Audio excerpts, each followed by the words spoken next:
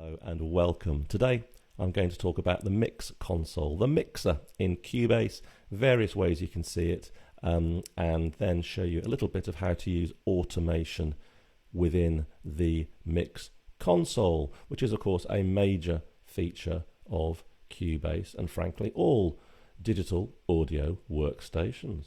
So I've got no channels here. Look, it's all blank, it's all empty. I'm going to add a synth because I know it's already there. Retrolog. Many of you will have this if you've got the basic version. I think it's free with most things. It's just a synth. Now then, do you remember this up here? How to show the different zones, left, lower, right and stuff. Well, if I show the left-hand zone now, this fella here, the left-hand zone, if you look down here, audio fader, this is the fader for this channel. So my synth channel, this is the individual fader. It's not the mixer, but it's the single fader within the mixer. So anything you change here or you record, which I'll come to later on, will be shown here. Alternatively, there is another way to view it. If you open the lower console down here, there it is, the mix console. There's my microphone level going up and down. And there's the channel I've just added. Notice the different color fader. Each type of channel has a different color fader.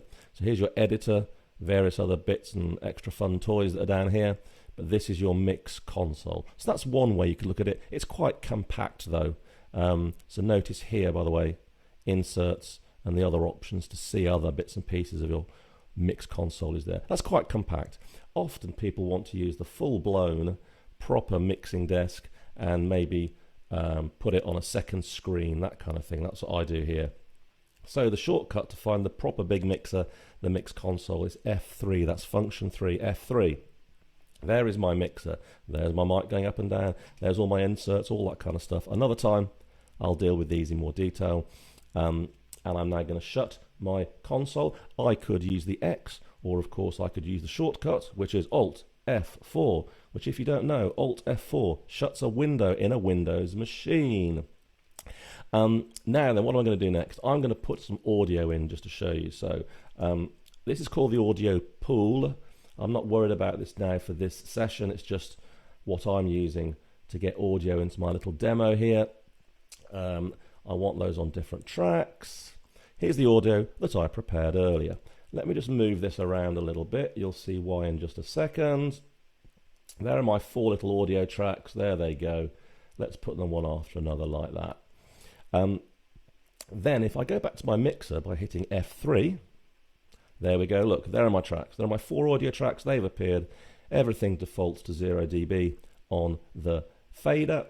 And now I'm going to listen to my recording. So I'm going to hit the space bar. This is channel 1. Hello, this is channel 2.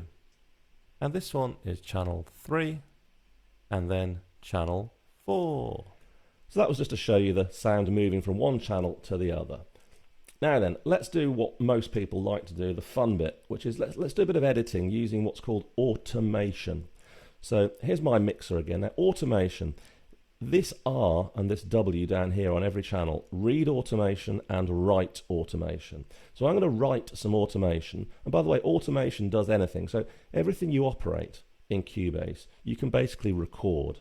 So when you're doing a proper mix, every single click you do can be recorded. Every single input you make to any of the devices, any of the operations is recorded. Notice though, it doesn't matter if the channel is set to record. It's nothing to do with that. This is independent of that. So I'm going to record with the W for write, there it is, and this one as well. So channel 3 and channel 4 are going to record all my mouse clicks. So here we go. Here comes my amazing piece. This is channel 1. Hello, this is channel 2. And this one is channel 3. And then channel. And then I muted it halfway through.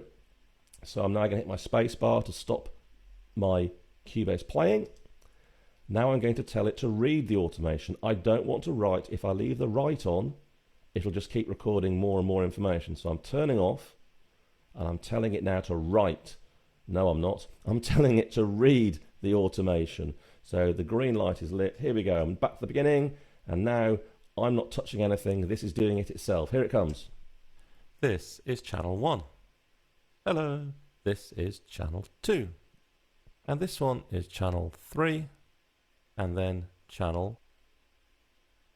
There we go, that all works. Now, it does the same with effects in terms of insert effects and things like that. But again, I'll show you that another time. I'll let you play with that and have some fun. Now, what happens, of course, if you don't like your automation? Well, you can change it. While you're recording it, you could, of course, hit Control-Z, which will undo. So if you've completely messed up the automation you're doing, you can Control-Z and undo it. Alternatively, this is how it looks on my Cubase channels. So if you remember, I recorded on channel 3 and channel 4. I recorded automation. And look, there's the automation, there's the automation. These are all events here, look. These are all the events as I push the fader up and down. And look, there's the mute. It even tells you what it is. So when I muted it, that's how a mute looks. That's a switch on, a switch off, that actual shape. Look, that 90-degree shape. Whereas here you can see this is a fader. This is a fader moving gradually up. So I can alter it myself. Alternatively, I can go like this, a right click, select all events, and hit delete. And bye-bye, they've all gone. On each channel, you might not want to see all these events. Do a right click, look at all this lot. Hide automation. If you want to see it again, right click, and guess what? Show automation. Right, that's quite enough of that for today. Have a great day. Thanks for listening. Bye-bye.